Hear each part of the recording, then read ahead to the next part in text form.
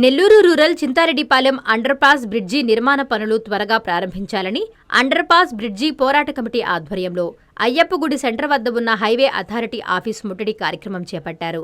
పోయే ప్రాణాలకు లెక్కేలేదు, హైవే అథారిటీకి సిగ్గులేదు అంటూ నినాదాలు చేశారు. ఈ సందర్భంగా మాజీ ఎమ్మెల్సీ విటపు బాలసుబ్రహ్మణ్యం మాట్లాడుతూ అండర్పాస్ బ్రిడ్జి పోరాట కమిటీ కదిలినప్పుడు మాత్రమే అధికారులు కదులుతున్నారని అన్నారు.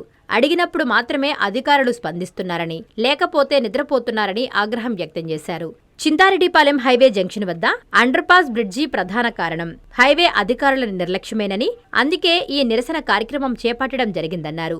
ఈ విషయాలపై పీడీ కూడా సానుకూలంగా స్పందించడం జరిగిందని, త్వరలో పనులు ప్రారంభిస్తామని హామీ ఇవ్వడం జరిగిందని తెలిపారు. ఈ బ్రిడ్జి పనులు త్వరగా ప్రారంభించి పూర్తి చేయకపోతే ఇంకా ఎన్నో ప్రాణాలు కోల్పోయే పరిస్థితి ఉందన్నారు. ప్రభుత్వం కూడా స్పందించి ఢిల్లీ హైవే అధికారులతో మాట్లాడి పనులు ప్రారంభించే విధంగా కృషి చేయాలని కోరారు.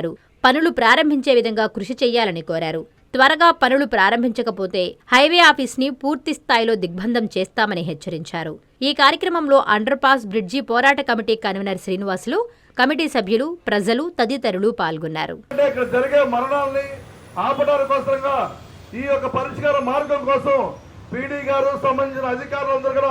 బయటికి రావాలని చెప్పేసి మమ్మల్ని కోరుతూ మీరు అడిగిన వాటికి సమాధానాలు కూడా ఇవ్వాలి. ఎందుకంటే మాజీ ఎమ్మెల్సీ విటపు బాలసుబ్రహ్మణ్యం గారు కూడా ఈ యొక్క పోరాటంలో పాల్గొని ఉన్నారు. ఈ అంతా కూడా స్థానిక ప్రజలందరూ కూడా వచ్చి మాకు మీరు ప్రజల ఆలోచనల్ని, ప్రజలు ఆలోచించే విధానాన్ని అర్థం చేసుకుని దయవుంచి మీరందరూ కూడా బయటికి ప్రారంభించాలి. చింతారెడ్డిపాలెం దగ్గర అండర్పాస్ బ్రిడ్జిని వెంటనే ప్రారంభించాలి. అండర్పాస్ బ్రిడ్జిని ఏర్పాటు చేసి యాక్సిడెంట్లను అధికారులు స్పందించాలి, పాలకులు చింతారెడ్డిపాలెం వద్ద అండర్పాస్ బ్రిడ్జిని ఏర్పాటు చేసి రోజు జరిగే మరణాలను నివారించాలి. పోయే ప్రాణాలకు లెక్కే లేదు, హైవే అథారిటీకి సిగ్గే లేదు. నిర్మించాలి అండర్పాస్ బ్రిడ్జిని.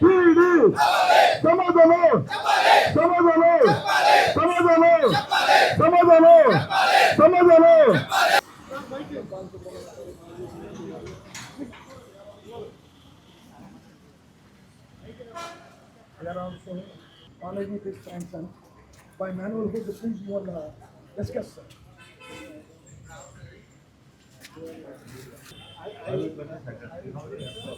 You cannot blame others.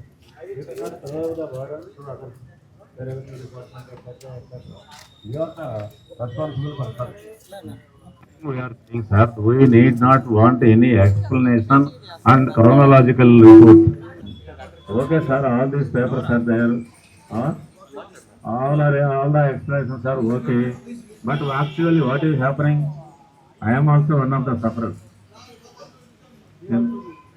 No, I was also suffered. An accident took place for my car also. That is the thing. Day by day, everyone is suffering. Many people are dying. Then you are putting all these papers with us. And why? What is the need of this paper for us? We want the work, not the paper. No, the legitimate authority is NHAI. So that too, your office is here. Not Delhi office, nor Hyderabad office, someone else office. So you hold responsibility. You make your authority responsibility. The office which is there in the highway of the Nellore, that is responsibility. You have to pressurize them. You go there and pressurize them. Tell us, all these people are. That you have to take up. Whether we can go to Delhi or whether we can go to the central government and we have to make a dharna at the Parliament Bhavan. No, you cannot show. Sir, if one day delay, you can delay this. I will take delay. Even one day, even half day, we will not keep here. Immediately, we will you may. No, sir. We know that you may be doing good, but you are running files very fastly and very quickly, and very honestly also. That we can understand. But what is the problem? Problem is that the work is not going on. Nothing is materialized. That is the problem. So how long we can suffer and how long we can wait? Immediately we will apprise to our headquarters, sir. No, that you have to tell us that it will be taken up shortly. In 2 months we will allow I will apprise to our headquarters. So 7 months after we have been taken up this loan. వికలాంగులు అయిపోతున్నారు, వాటి బాధ్యులు మీరే కదా. మీరు చనిపోయిన కుటుంబాల కన్నా డబ్బులు ఇస్తున్నారా? లేదే. అలాంటప్పుడు మీరు 6 లైన్ వేసేటప్పుడే మీరు ముందుగా చూసుకోవాలి. 4 లైన్ వేసేటప్పుడే సర్వీస్ రోడ్లు వేయాలి, అండర్ పాస్ బ్రిడ్జిలు ఏర్పాటు చేయాలి. ఇవన్నీ మీరు చేయనందువల్ల ఎంతో మంది చనిపోయారు రాష్ట్ర వ్యాప్తంగా. వీటన్నిటికీ మీరు డబ్బు కడతారా? మీ హైవే అథారిటీ కడుతుందా? మీరు అందుకని మీరు లోపలికి వెళ్ళడానికి లేదు, మీరు ఆగిపోవాలి. మాకు సరైన సమాధానం రావాలి.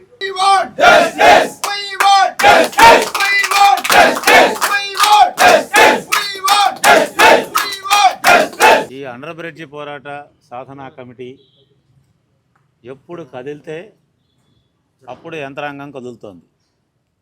ఎప్పుడు గట్టిగా గొంతెత్తి అడిగితే అప్పుడు అంతో ఇంతో స్పందించి ఒక అడుగు ముందుకేస్తూ ఉంది. మేము గన 2 రోజులు వెయిట్ చేస్తూ ఉంటే వాళ్ళు కూడా నిద్రపోతూ వెయిట్ చేస్తూ ఉన్నారు.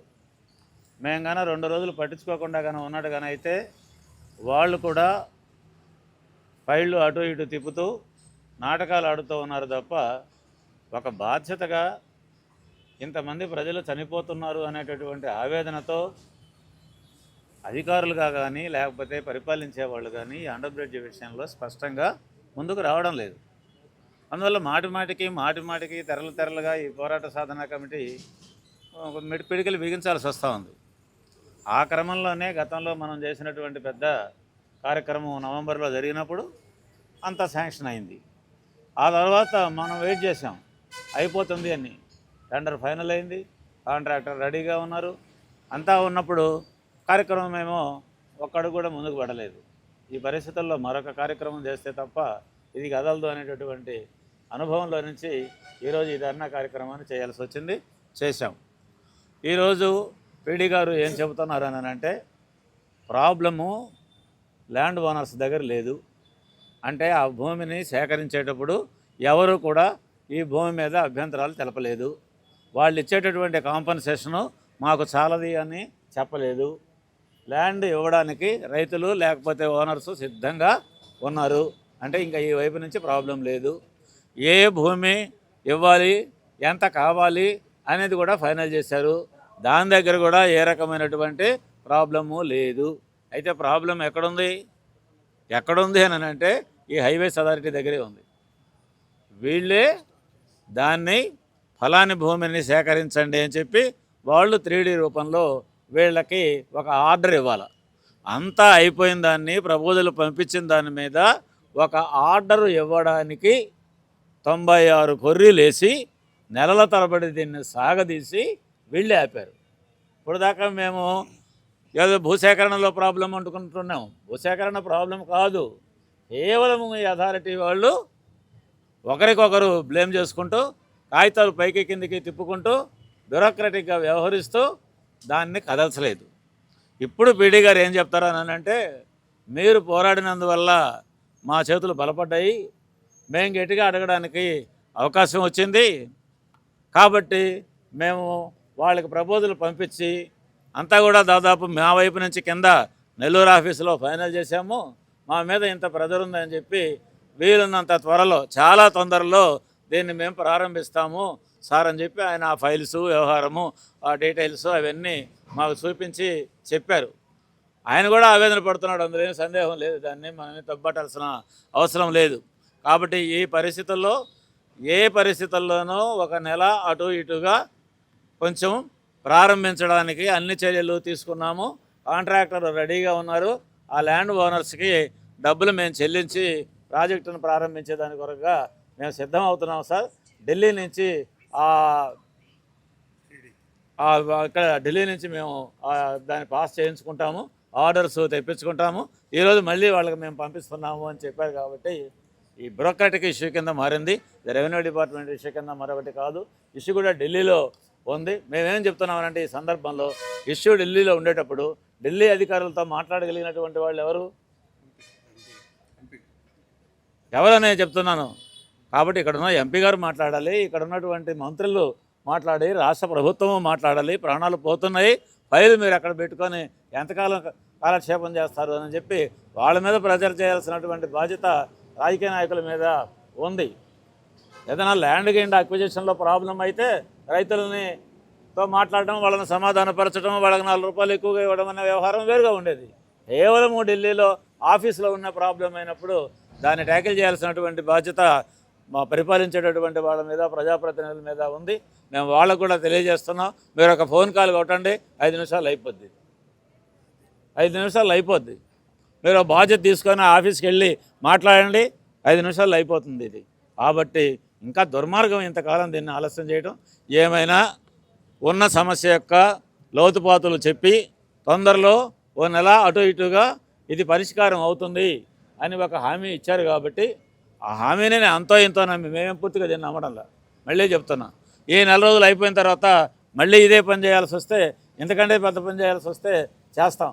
అయితే ఒకటి మాత్రం ఖాయం, ఇక ఈసారి కానీ ఇది ఆలస్యం కానీ అయినట్టుగానే అయితే మేము ఇతరత్రగా పోరాటం, ఇక్కడ పోరాటం, ఇష్యూ అంతా ఇక్కడే ఉంది. కాబట్టి ఈ ఆఫీసు ఫంక్షన్ కాకుండా చేస్తాం. ఈ ఆఫీసుని దిగ్బంధనం చేసి తలుపులు తాళాలేసి ఇక్కడే పడుకుంటాం అంతే.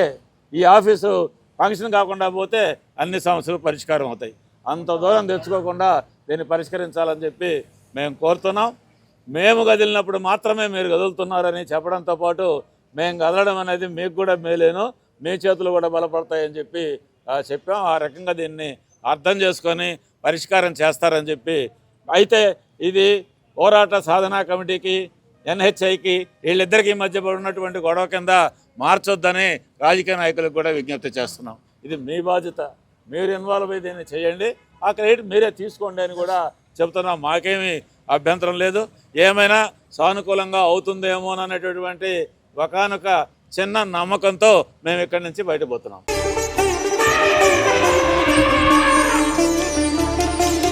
బంగారు ఆభరణాలలో సరికొత్త అధ్యాయం. సిఎంఆర్ జ్యువెలర్స్ వారి బంగారు ఆభరణాలు మీ ఇంట జరుగు వివాహ వేడుకలకు సరికొత్త స్వర్ణ వైభవంతో స్వాగతం పలుకుతోంది. సిఎంఆర్ జ్యువెలర్స్ దేశం నలుమూలల నుండి సేకరించిన antique collections, temple collections, Natasha collections, peacock collections, వివాహ కలెక్షన్స్, విక్టోరియా కలెక్షన్స్, వేలాది రకాల కలెక్షన్స్. సిఎంఆర్ జ్యువెలర్స్ ప్రత్యేకత 916 హాల్మార్క్ బంగారు ఆభరణాలపై అతి తక్కువ తరుగు మజూరీ లేదు. సిల్వర్ ఆర్టికల్స్ పై తరుగు మజూరీ లేదు. డైమండ్ ఆభరణాల డైమండ్ ధరపై 10% తగ్గింపు. మీ ఊహలకు ప్రతిరూపాలు సిఎంఆర్ స్వర్ణాభరణాలు. విచ్చేయండి CMR jewellery, Magunta layout, Nellore, CMR centre, Nellore మరియు ట్రంక్ రోడ్, నెల్లూర్.